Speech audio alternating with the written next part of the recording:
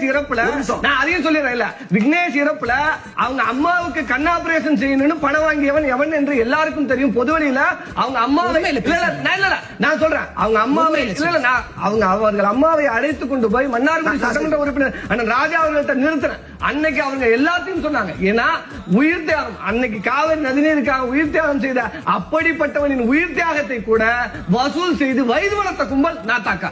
வார்த்தையில கவனம் இல்ல நான் என்னங்க நடந்தா சொல்றேன். அவங்க அம்மா சொல்றேன், அவர்கள் அம்மாவே பொதுவா சொல்லியிருக்காங்க, பத்திரிகை அவர்கள் சந்திப்புல சொல்லியிருக்காங்க. அவருதான் எங்கள்கிட்ட சொன்னாரு, அம்மாவும் அப்பாவும் உயிரோட இருக்கும்போது கட்டாத அந்த மணிமண்டபத்தை பிறகு எதுக்காக கட்டுறது, நானே அண்ணன்ட்ட கேக்குறேன் அப்படின்னு அவர் சொல்லும் பொழுதுதான் எங்களுக்கே தெரிஞ்சது. ஒருத்தவங்க வந்து பண உதவி கொடுக்காமலேயே எப்படி வந்து உங்களுக்கு மணிமண்டபம் கட்டலன்னு கேட்பாங்க, செய்திருக்கணும் தானே.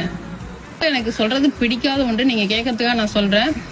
வெளிநாட்டுல இருந்து கேட்டாங்க, அம்மா வந்து தம்பி இறந்து கொஞ்ச நாள் தான் ஆகுது, அதுக்குள்ள உங்களுக்கு கண்ணில் அறுவை சிகிச்சைன்னு சொல்லி கேள்விப்பட்டோம், என்ன பண்ணுது, எந்த டாக்டர்கிட்ட காமிக்கிறீங்க, பண உதவி கேட்டிருக்காங்களே அப்படின்னு. அப்ப வந்து எனக்கு ரொம்ப பிள்ளையை இழந்த வேதனையை விட இது மிகுந்த வேதனையை கொடுத்தது. நம்ம மருத்துவமனைக்கே போகல, கண்ணில் பிரச்சனை இருக்கிறது உண்மைதான், ஆனா அதுக்காக மருத்துவமனைக்கு போகாமலேயே வந்து எனக்கு அறுவை சிகிச்சைன்னு யார் முடிவு பண்ணது அப்படின்ற அந்த வேகம்லாம் இருக்கு.